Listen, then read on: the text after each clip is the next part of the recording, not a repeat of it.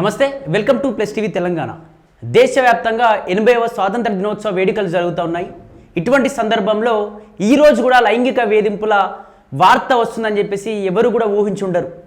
ఏదైతే దీనికి సంబంధించి సంగారెడ్డి జిల్లాకు సంబంధించి పటాన్చెరు నియోజకవర్గంలో ఆర్సీపురం అనేటువంటి ఒక విలేజ్లో చాలా రోజుల నుంచి కాళీమాత టెంపుల్ అనేటువంటి ఒక గుడిలో సాయన్న అనేటువంటి వ్యక్తి అక్కడ ఆ పరిశుభ్రపరచడం, ఇటువంటి అక్కడ కడగడం లాంటివి కావచ్చు, లేకపోతే ఆ పెయింట్ వేయడం లాంటివి కావచ్చు, అవన్నీ గుడికి సంబంధించినటువంటి ఆ పనుల విషయంలో నిమగ్నం అయిపోతూ ఉంటాడు. రోజు లోపల కడుక్కోవడం, బయట క్లీన్ చేయడం లాంటివి కూడా మొత్తం గుడికి సంబంధించినటువంటి ఆ పరిశుభ్రతను మొత్తం కూడా ఈ సాయన్న చూసుకుంటాడు. దాదాపు 20-25 సంవత్సరాల నుంచి అక్కడ పనిచేస్తూ ఉన్నాడు. చాలా నమ్మకస్తుడు. అంటే అక్కడ ఏరియాలో కూడా సాయన్న అంటే గుర్తుపట్టని వారు ఉండరు. అక్కడ టెంపుల్కి ఎంతోమంది వచ్చి వెళ్తూ ఉంటారు. కానీ ఎవరికి కూడా ఈ సాయన్న ఇంతటి కషాయవాడా అని చెప్పేసి ఎవరికి కూడా అర్థం కానటువంటి పరిస్థితి.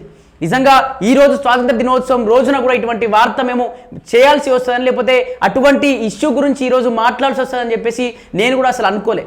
అయితే అదే టెంపుల్కు సంబంధించి కాళీమాత ఆలయంలో గర్భగుడిలోనే ఏదో విచిత్రమైనటువంటి శబ్దాలు వస్తూ ఉన్నాయి.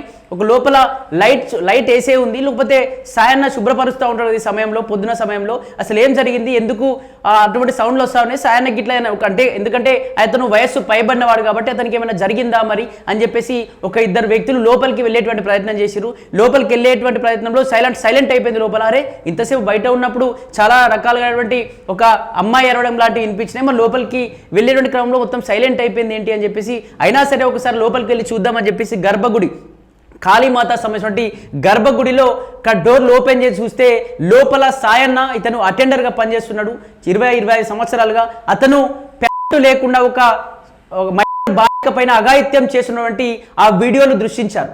దీనికి సంబంధించి ఆ వీడియో తీస్తూ ఒక తాత వయస్సు ఉంటుంది, నీకు మనమరాలు వయస్సు ఉంటుంది, ఆ వ్యక్తి ఆ తల్లి పైన ఒక చిన్న అమ్మాయి పైన నీకు ఏ విధంగా ఇటువంటి కోరిక కలిగిందిరా మూర్ఖుడా అంటూ, ఓ ముసలోడ ఇదేం పనిరా అంటూ కూడా ఒక ఇద్దరు వ్యక్తులు వీడియో తీస్తూ అతన్ని తిడుతున్నటువంటి విజువల్స్ ఒకసారి మన సైడ్ ఒకసారి చూసుకుంటే కూడా తెలుసు. ఒకసారి చూడండి. ఒకసారి ఆ విజువల్స్లో కూడా ఆ ముసలి వ్యక్తి కావచ్చు, లేకపోతే అక్కడ వీడియో తీసుకున్న వాళ్ళ మధ్య సంభాషణలో ఓ ముసలోడ నువ్వు ఒక చిన్న అమ్మాయిరా గామినేం చేస్తా ఉన్నావు అని చెప్పేసి వీళ్ళు మాట్లాడుతూ ఉంటే, అక్కడ అమ్మాయిని నీదెక్కడ ఇల్లు అని చెప్పేసి అడిగితే నాది అక్కడ అని చెప్పేసి అమాయకురాలుగా, కనీసం ఒక చిన్న పిల్ల అండి, అసలు ఆమెకు ఇటువంటి లైంగిక దాడి అంటే ఏంది, లేకపోతే ఆ పంతులు ఏం చేస్తూ ఉన్నాడు ఏంటి అని చెప్పేసి కనీసం అర్థం కానటువంటి పరిస్థితి. మీ ఇల్లు ఎక్కడ అంటే మాది అక్కడ అని చెప్పేసి ఆ అమాయకంగా ఆ ఫేస్ పెట్టుకుని నిలబడి ఉన్నది ఆ తల్లి. నిజంగా ఒక మన్మరాలు వయస్సు ఉన్నటువంటి వ్యక్తి అతను ఒక మనమరాలుగా పిలుచుకునే వ్యక్తి అసలు ఆ విధంగా ఎందుకు ఆలోచన వచ్చింది? ఒక ముసలాడి చనిపోయేటువంటి మనిషికి ఇటువంటి దుర్బుద్ధి ఏ విధంగా కలిగింది?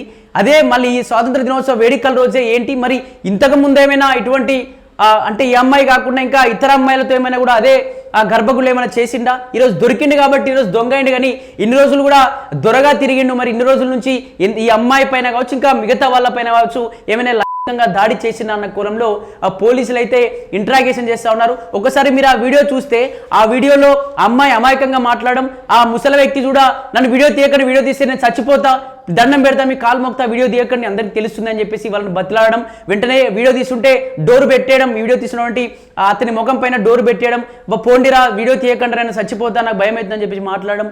ఒక ప్యాంట్ ఒక వ్యక్తి ఒక మనవరాలు వయస్సున్నటువంటి ఆ చిన్న అమ్మాయి పైన ఇటువంటి చేయడానికి పూనుకున్నాడంటే నిజంగా ఇన్ని రోజుల నుంచి ఏమైనా చేసిందా? ఆ అమ్మాయి పైన చేసిందా? ఇంకేమైనా జరుగుతుందా? 20 ఏళ్ళ నుంచి అటెండర్గా పనిచేస్తున్నాడు కాబట్టి అక్కడ ఇంకేమైనా జరుగుతుందా అని చెప్పేసి ఆ అమ్మాయిని కూడా అడిగే ప్రయత్నం చేసిరు. అమ్మా ఇప్పుడే ఈ విధంగా ప్రవర్తించినా, లేకపోతే ఇంకెప్పుడైనా ఈ విధంగా నిన్ను ఆ గుళ్ళోకి రప్పించుకొని కావచ్చు, ఈ విధంగా ఇంకెప్పుడైనా మాట్లాడినా, ఈ విధంగా ఇటువంటి చాష్టలు ఎప్పుడైనా చూసినావు అని చెప్పేసి ఆ అమ్మాయిని కూడా పోలీసులు అడుగుతూ ఉన్నారట. ఎందుకంటే ఆ అమ్మాయి ఫేస్ కావచ్చు ఇవన్నీ రివీల్ కావద్దు, ఎందుకంటే ఆమె ఒక మైనర్ బాలిక కాబట్టి ఆమె ఫేస్ రివీల్ కాకుండా ఆమె గురించి ఆమె వయస్సు కావచ్చు, ఆమె ఎక్కడ ఉంటుందో అలా ఫ్యామిలీ డీటెయిల్స్ ఇవి కూడా బయటకు చెప్పకూడదు కాబట్టి పోలీసు కూడా అవేమి చెప్పకుండా అమ్మాయిని విచారిస్తూ ఉన్నారు. అదేవిధంగా అతని పైన కూడా ఫోక్సో కేసు కూడా నమోదు చేసి ఇన్ని రోజుల నుంచి 20-25 ఏళ్ళుగా అక్కడ గుడిలో అటెండర్గా పనిచేస్తూ ఉన్నాడు కాబట్టి లోపల ఇంకా ఈ అమ్మాయితో మాత్రమే ఈ విధంగా ప్రవర్తించినా ఇంకేమైనా ఇటువంటి చాలా జరిగాయా? మరి ఎంత ఘోరం అంటే గర్భగుడిలో ఒక అమ్మవారి ఆ విగ్రహం ముందు అమ్మవారి విగ్రహం ముందు కూడా అటువంటి పనులు చేస్తూ ఉన్నట్టు ఇటువంటి వ్యక్తులను ఎంత ఘోరాతి ఘోరంగా శిక్షించాలో మనం కూడా ఒకసారి అర్థం చేసుకోవాలి. నిజంగా ఇటువంటి పరిస్థితుల్లో ఇంకా ఇప్పటికే ఈ దేశంలో ఈ స్వాతంత్రం ఇన్నేళ్ల స్వాతంత్రం జరుపుకుంటా ఉన్నా ఇప్పటికీ మహిళల పైన కావచ్చు, అమ్మాయిల పైన, చిన్న చిన్న పిల్లల పైన అఘాయిత్యాలు, లైంగిక వేధింపులు జరుగుతూ ఉన్నాయని చెప్పేసి మనం రోజొక్క వార్త చూస్తూ ఉన్నాం. ఈ రోజైనా ప్రశాంతంగా స్వాతంత్ర దినోత్సవ వేడుకలు జరుపుకుందామని అనుకునే లోపే మళ్ళీ ఇటువంటి అఘాయిత్యాలు, ఇది బయటపడింది. ఇంకా బయటపడిన అఘాయిత్యాలు ఈ రోజున ఎన్నున్నాయో అంటే గంటకు రోజు రోజుకి ఎన్నో రకాలుగా కూడా అఘాయిత్యాలు అనేటివి, లైంగిక వేధింపులు, దాడులు అనేటివి బయటపడతా ఉన్నాయి. నిజంగా దీనికి సంబంధించి ఎవరైతే అటెండర్ సాయాన్ని ఉన్నాడో ఖచ్చితంగా అతన్ని కఠినంగా శిక్షించాల్సిందే. శిక్షించడంతో పాటు ఇంకా ఎంతమందిని ఇబ్బంది పెట్టిన ఏంటని చెప్పేసి పూర్తి వివరాలు ఆ పోలీసులు కనుక్కోవాలి. అదేవిధంగా కాబట్టి గ్రామస్తులు కావచ్చు, లేకపోతే ఆ ప్రాంతంలో ఆ గుడి చుట్టుపక్కల ఉన్నటువంటి వాళ్ళంతా కూడా గుడిని ఖచ్చితంగా అపవిత్రం అయిపోయింది, గుడిని శుద్ధి చేయాల్సిందే. ఈ అమ్మవారి టెంపుల్లో ఈ కసా ఈ విధంగా చేయడం కరెక్ట్ కాదు. ఖచ్చితంగా అతన్ని శిక్షించాలి. లేకపోతే మాకైనా అప్పచెంపటి మేము కొట్టి చంపేస్తాం. ఒక మా కూతురు వయసు ఉన్నటువంటి వ్యక్తి, ఒక మనమరాల వయసు ఉన్నటువంటి వ్యక్తి పైన ఈ విధంగా చేసిందంటే ఆ కస ఇంకెంతమంది జీవితాలు ఇలా నాశనం చేసిండో అటువంటి వ్యక్తి అని మేము చెప్పి అనుకోలేదు. ఎప్పుడైనా చాలా మంది మేము మహిళలు ఒంటరిగా కూడా ఆ గుడికి వెళ్ళినప్పుడు అతను ఉండేవాడు, కానీ ఇంతటి కీచకుడు అని చెప్పి తెలిస్తే ఖచ్చితంగా అతన్ని ఆ గుడి నుంచి వెళ్ళగొట్టే వాళ్ళం. మాకు అప్పచెప్పండి, చేతనైతే అతన్ని ఉరిశిక్ష చేసి చంపేయండి. కొందరు మాట్లాడే అంశం ఏంటంటే అతని ప్రైవేట్ పార్ట్స్ పడేయండి. ఇటువంటి వయసులో అదేం ఆ దురాలోచన ఒక చిన్న అమ్మాయి పైన అంటూ కూడా అక్కడ నేటిజన్లు కావచ్చు, లేకపోతే ఆ గుడి ఆ చుట్టుప్రక్కల ఉన్నటువంటి ఆ భక్తులందరూ చెప్తాను. దీనికి సంబంధించి ఆ గుడి ఆ ప్రాంగణాన్ని ఖచ్చితంగా శుద్ధి చేయాలి. అదేవిధంగా అమ్మవారు సంబంధించి అమ్మవారు ఎంత కోపంగా ఉన్నారో ఆ గుడిలో అటువంటి కార్యక్రమాలు, అసాంఘిక కార్యక్రమాలు ఆ గుడి డైరెక్ట్గా గుడి లోపల గర్భగుడిలో చేయడం ఏంటి, అంతటి ధైర్యం వాడికి ఎక్కడి నుండి వచ్చింది అని చెప్పేసి ఈ విధంగా కూడా అక్కడ స్థానికులైతే ఆగ్రహం వ్యక్తం చేస్తారు. ఇప్పటికైతే ఆ సాయన పైన ఫోక్సో కేసు అయింది. ఆ ఫోక్సో కేసు ఎన్ని సంవత్సరాలు ఉండబోతోంది, మరి ఆ అమ్మాయి ఆ బాలిక ఎటువంటి నిజాలు చెప్పే ఛాన్స్ ఉంది, మరి చూడాలి.